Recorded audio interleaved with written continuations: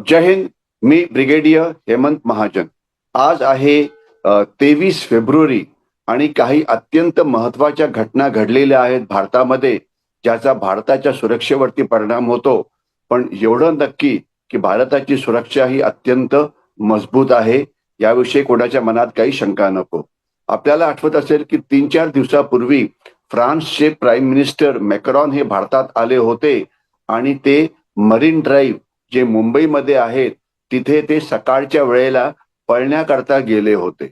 आणि अशा प्रकारे जॉगिंग करणं किंवा रनिंग करणं ते पॅरिसमध्ये करू शकत नाहीत, परंतु ते भारतात करू शकले. याच्यावरनं देश किती सुरक्षित आहे याची आपल्याला कल्पना यावी. सर्वात पहिले आनंदाची बातमी काश्मीरमधून आहे. काश्मीरमध्ये गेल्या 3 दिवसामध्ये आपण लष्कर ए तोयबाच्या 7 दहशतवाद्यांना मारलेलं आहे. आणि चांगली बाब अशी आहे की यामध्ये आपला कुठलाही सैनिक जखमी झाला नाही किंवा त्याला वीरगती मिळाली नाही. तर आपण भारतीय सैन्याचं या शौर्यपूर्ण कारवाई करता कौतुकच करायला पाहिजे. आणि याचा परिणाम असा होतो की आता टुरिझमची जी संख्या आहे, टुरिस्टची जी संख्या आहे काश्मीरमध्ये ती वाढते आहे. आता उन्हाळा सुरू होणार आहे आणि काश्मीरमध्ये टुरिस्टची संख्या अजून जास्त वाढणार आहे. याचं श्रेय भारतीय सैन्याला द्यायला पाहिजे. दुसरी बातमी अशी आहे की 7 दहशतवाद्यांना दिल्ली पोलीस इंटेलिजन्स ब्युरो आणि गुप्तहेर संघटनांनी त्यांना अरेस्ट केलं, कुठलंही दहशतवादी कृत्य करायच्या आधी. याकरता पोलीस इंटेलिजन्स एजन्सी, मग ते IB असो की रॉ असो की टेक्निकल इंटेलिजन्स असो, यांचं कौतुक करायला पाहिजे की कुठलाही दहशतवादी कृत्य व्हायच्या आधी आपण या लोकांना पकडलं तर त्याच्यामुळे नक्कीच देशाकरता फायदा आहे, याच्याविषयी काही डाऊट नको. कारण दहशतवादी कृत्य झाल्यानंतर पकडणं हे म्हणजे नुसतं पोस्ट इन्व्हेस्टिगेशन होतं, परंतु काही व्हायच्या आधी त्यांना मारणं हे खरोखरच कौतुकास्पद आहे. याच्याशिवाय नक्षलवादी किंवा माओवादी किंवा डावे दहशतवादी किंवा डावे उग्रवादी या स्तरावरती एक अत्यंत चांगली बातमी आहे की अनेक नक्षलवाद्यांचे जे मोठे नेते होते ते आता सरेंडर करतायत. आणि त्यांचा जो सर्वात सध्याचा जो मोठा नेता आहे की जो नक्षल मुवमेंटचा सर्वात सिनियर मोस्ट अधिकारी आहे, त्यांनी तेलंगणा पोलीसच्या समोर सरेंडर केलेलं आहे. आणि त्याच्याबरोबर अनेक फंक्शनरींनी सरेंडर केलेलं आहे.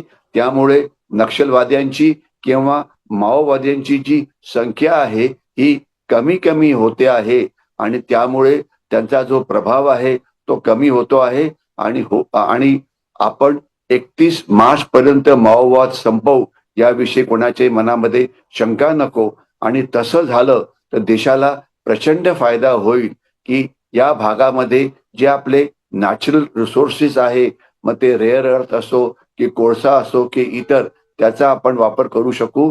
आणि जास्त महत्वाचं, या भागामध्ये जी डेव्हलपमेंट माओवाद्यांमुळे सगळी थांबलेली होती ती पुन्हा सुरू होऊ शकेल. आणि त्यामुळे छत्तीसगड, झारखंड, बिहार, ओरिसा याचा जो भाग आहे जिथे डेव्हलपमेंट होत नव्हती, आणि यामध्येच महाराष्ट्राचा जो गडचिरोलीचा जो वरचा भाग आहे जो छत्तीसगडच्या बॉर्डरला लागून आहे, तिथे आता डेव्हलपमेंट चांगली होईल आणि तिथल्या आदिवासींचं जे जीवन आहे हे चांगलं होईल.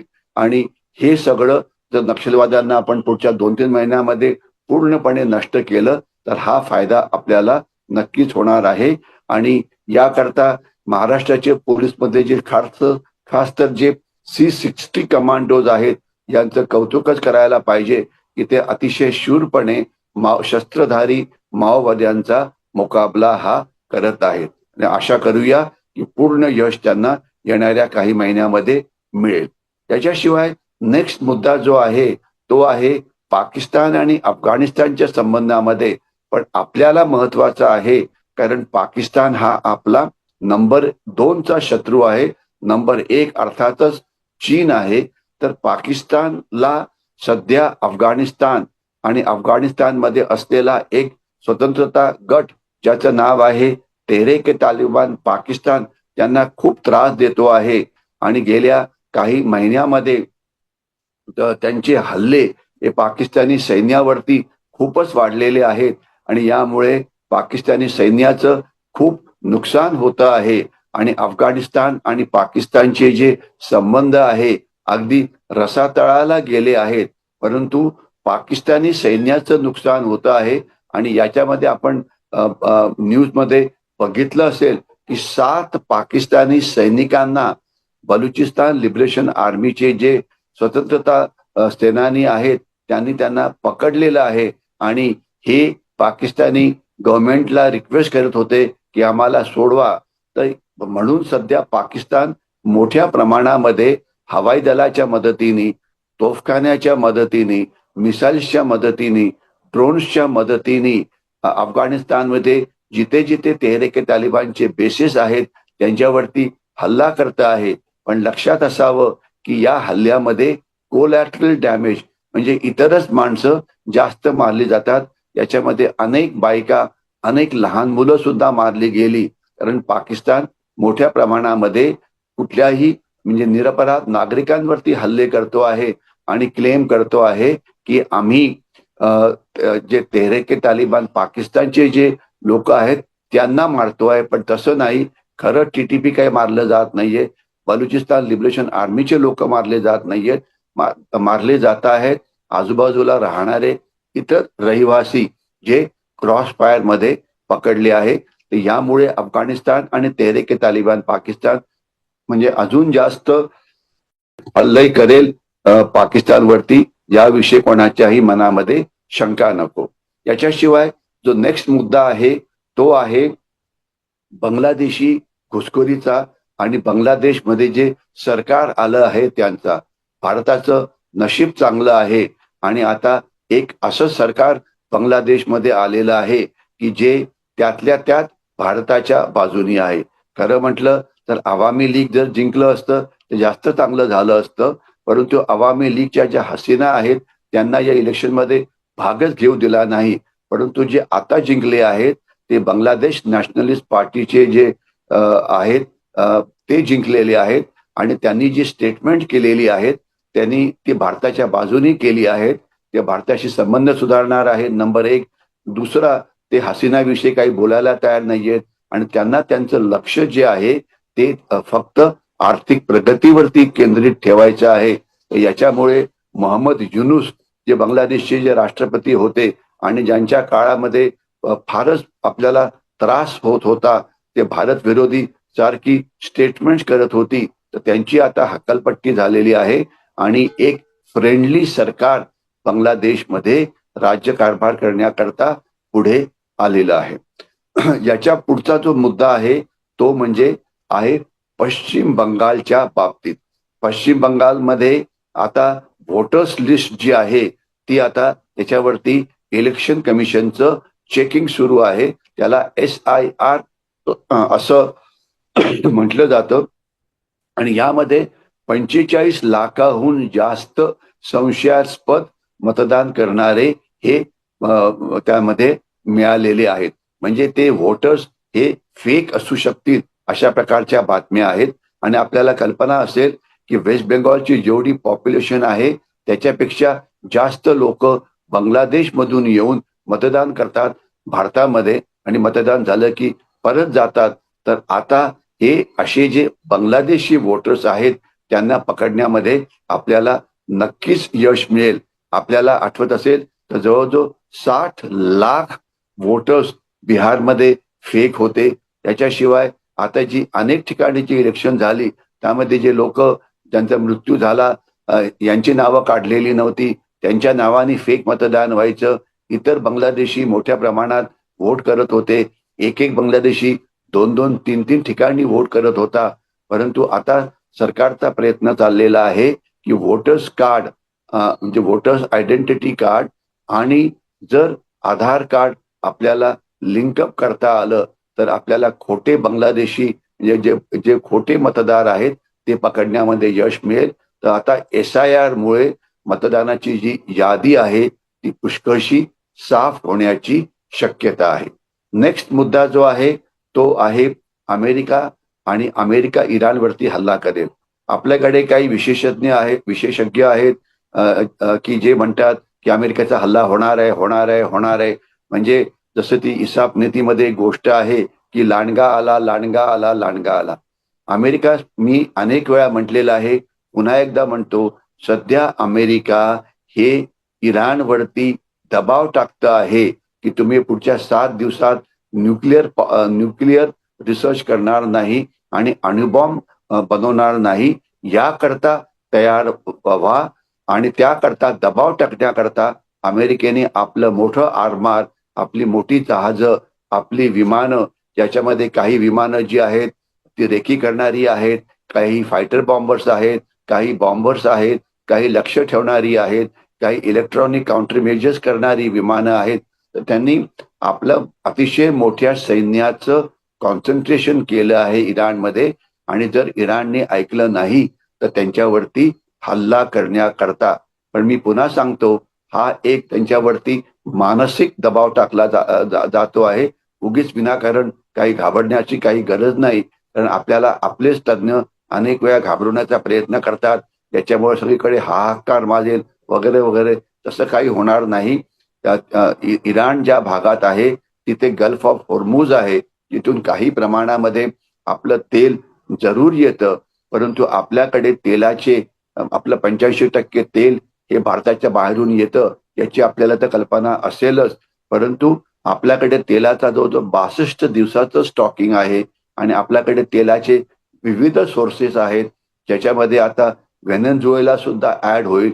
आणि एवढंच नाही तर आपण सर्व युरोपला डिझेल आणि पेट्रोल पुरवतो आहे. तर त्याच्यामुळे आपल्याकडे आपल्या जनतेला लागणाऱ्या तेलाचा स्टॉक हा भरपूर आहे. तर याच्यामुळे इराणचं जरी युद्ध झालं तरी आपल्याला काही फारसा फरक पडणार नाही. आता जो पुढचा मुद्दा जो आहे तो आहे सायबर सिक्युरिटी विषयी. सायबर सिक्युरिटी, आता आपल्याला कल्पना असेल की पंतप्रधान श्री नरेंद्र मोदी यांचं मन की बात नावाचं एक वन्स अ मंथ असा कार्यक्रम होतो रेडिओवरती. तर त्याच्यामध्ये त्यांनी सायबर सिक्युरिटी विषयी खूप काही काही त्यांनी बोललेलं आहे. ते म्हणतात की सायबर सिक्युरिटी हा देशाच्या समोर असलेलं एक अतिशय मोठं आव्हान आहे. कारण काय की जे स्पॅम कॉल ज्याला म्हटलं जातं, 4,000 कोटीहून जास्त स्पॅम कॉल भारतामध्ये येतात. तर त्याकरता ट्रू कॉलर आयडेंटिटी लावणं हे महत्वाचं आहे. भारत सरकारने एक ऍप तयार केलेलं आहे. आपण जर ते ऍप जर आपल्या मोबाईलवरती जर डाउनलोड केलं तर आपल्याला कुठलाही क्रिमिनलनी जर कॉल करायचा प्रयत्न केला तर आपल्याला पटकन ते कळतं. आणि म्हणजे क्रिमिनल असो, सायबर क्रिमिनल असो की सायबर क्रूक असो की बाहेरचे कोणी सायबर हल्ला करणारे असो, आपल्या मोबाईलला जो कुठल्याही प्रकारचा धोका असेल आणि जो मोठ्या प्रमाणात असतो, तर तो हे जे ऍप आहे गव्हर्नमेंट ऑफ इंडियाचं, याच्यामुळे तुमचं मोबाईल सेफ राहील. कारण मोबाईलचा वापर आपण मोठ्या प्रमाणामध्ये करतो, इव्हन आर्थिक पेमेंट करण्याकरता. तर हे सरकारचं जे ऍप आहे ट्रू कॉलर आयडेंटिटी वगैरे, त्याचा वापर जरूर करा आणि सायबर दृष्टीने सुरक्षित राहा, हे महत्वाचं आहे. आणि याच्याशिवाय 2 महत्वाचे मुद्दे ज्यामध्ये राष्ट्रहितामुळे आपण 2 महत्वाचे करार केले नाहीत इतर राष्ट्रांशी, खास तर फ्रान्सशी आणि जर्मनीशी, त्याच्याविषयी 2 मिनिटे मी बोलणार आहे. फ्रान्सचा राफेल 114 राफेल फ्रान्स आणि भारत एकत्र बनवणार होते भारतामध्ये. तर तो डील मॅक्रॉन, फ्रान्सचे प्राईम मिनिस्टर इथे असताना झाला नाही. आणि याचं मुख्य कारण आहे की या विमानाचा जो सोर्स कोड असतो की ज्याच्यामुळे आपण त्या विमानावरती कुठल्याही प्रकारची शस्त्र लावू शकतो, तर ते द्यायला फ्रान्स तयार नव्हतं. कारण त्यांच्या दृष्टीने ते क्लासिफाईड म्हणजे गोपनीय असतं. पण भारताने सांगितलं आहे की बिना सोर्स कोडचं आम्ही राफेल विमानं घेणार नाही. कारण अचानक लढाईच्या वेळेला तुम्ही सोर्स कोडचा वापर करून जर आमची विमानं बंद पाडली तर आम्हाला हे धोकेदायक होईल. तर म्हणून सोर्स कोड हा आमच्याकडे असायलाच पाहिजे. तर याच्यामुळे आता या वाटाघाटी सुरू आहेत आणि राजनाथ सिंग यांचं स्टेटमेंट आहे की होऊ शकतं पुढच्या 1-2 महिन्यामध्ये यावरती सोल्युशन फाइंड आउट केलं जाईल सोर्स कोड आपल्याला दिला जाईल आणि राफेलचा जो करार आहे तो पूर्ण होईल. आणि तसं झालं तर आपली जी एअरफोर्सची जी ताकद आहे ती वाढेल. आणि आजच एक थोडीशी वाईट बातमी होती, ती म्हणजे अशी की आपलं लाईट कॉम्बॅट एअरक्राफ्ट तेजस आहे, त्याच्या 2 स्क्वॉड्रन्स आज भारतीय हवाई दलामध्ये आहे. तर त्याच्यामधलं एक जे तेजस विमान आहे ते धावपट्टीवरती उतरताना त्याचा ब्रेक लागला नाही आणि ते धावपट्टीच्या पुढे गेलं आणि त्याच्यामुळे एक मोठा ऍक्सिडेंट झाला. नशिबाने यामध्ये पायलटला काही नुकसान झालं नाही. पायलटला इजेक्ट करता आलं, म्हणजे त्याला बाहेर येता आलं, परंतु विमान हे पूर्णपणे राईट ऑफ झालेलं आहे. तर म्हणजे हा तेजसचा तिसरा ऍक्सिडेंट आहे. एक झाला होता राजस्थानमध्ये काही वर्षापूर्वी, दुसरा झाला होता आपल्याला आठवत असेल की युएई मध्ये एअर शो होत होता, त्यावेळेला हवाई कसरती होत होत्या. तर त्यावेळेला एका कसरतीमध्ये आपलं विमान खाली कोसळलं, ज्यामध्ये जो पायलट होता तो पण दुर्दैवाने गेला.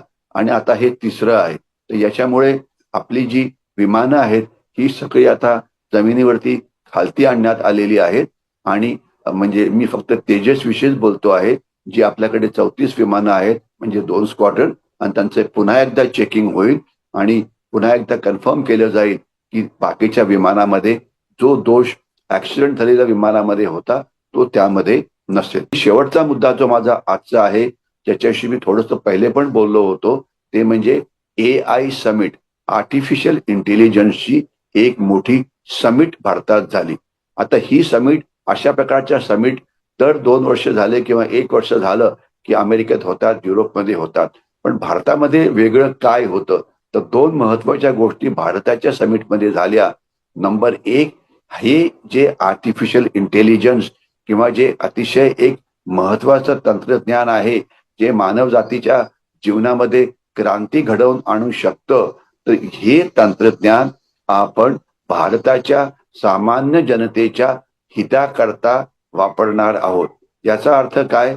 याचा वापर आपण आपले जे शेतकरी आहेत त्यांच्याकरता करणार आहोत. शेतकऱ्यांनी कुठलं पीक घ्यायचं, किती खत घालायचं, नेमकं यावेळेला कुठलं पीक लावायचं, म्हणजे शेतकऱ्यांना लागणारी सगळी माहिती AIच्या मदतीने शेतकऱ्यांना दिली जाईल. त्यांना प्रॉपर ऍडवाइस दिला जाईल, ज्यामुळे त्यांचं जे पिकाचं उत्पन्न असतं ते वाढेल आणि त्यांचं इन्कम पण वाढेल. हे झालं शेतकऱ्यांकरता. याशिवाय आपला जो कॉमर्स जो आहे, म्हणजे आपले व्यापारी आहेत, ग्राहक आहेत, त्यांच्याकरता सुद्धा आपण याचा वापर करणार आहोत. याच्यामुळे ग्राहकांना मोठा फायदा होईल. आणि याच्याशिवाय आपण जे आपली म्हणजे सामान्य जनतेला जी सेवा मिळते सरकारकडून, तर त्याच्यामध्ये अजून जास्त इम्प्रूव्हमेंट होणार आहे.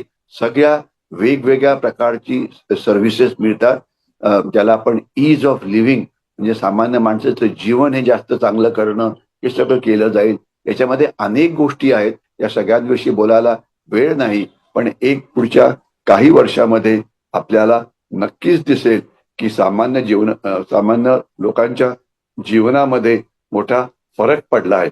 काही फरक तर आता सुद्धा पडलेला आहे. तर आपल्याला कल्पना आहे की ज्या सबसिडीज गव्हर्नमेंटकडनं मिळतात, तर त्या आता डायरेक्टली जनधन अकाउंट मध्ये डायरेक्टली जातात. तर त्यामुळे मध्ये कुठलाही भ्रष्टाचार नसतो.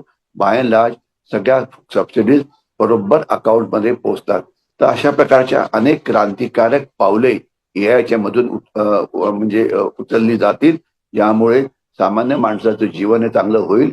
आणि एवढंच नव्हे, तर आपण विकसित भारत 2047 मध्ये त्या दिशेने जाण्याचा प्रवास करतो आहे, ज्या वेळेला भारतातली गरिबी ही पूर्णपणे संपलेली असेल, भारत एक प्रगत राष्ट्र बनलं असेल, भारत एक मजबूत, ताकदवान आणि एक श्रीमंत राष्ट्र बनलेलं असेल. त्या दृष्टीने जो प्रवास आहे तो आपण तंत्रज्ञानाच्या मदतीने, AIच्या मदतीने आणि अर्थात लोकांच्या मदतीने आपण नक्कीच सुरू केलेला आहे. आणि मला खात्री आहे की येणाऱ्या दिवसामध्ये आपल्या अर्थव्यवस्थेचा वेग वाढेल, आपलं शेती उत्पादन वाढेल, आपलं व्यापारी उत्पादन वाढेल, ज्यामुळे सामान्य जनतेला प्रचंड फायदा होईल. मी इथेच थांबतो. जय हिंद.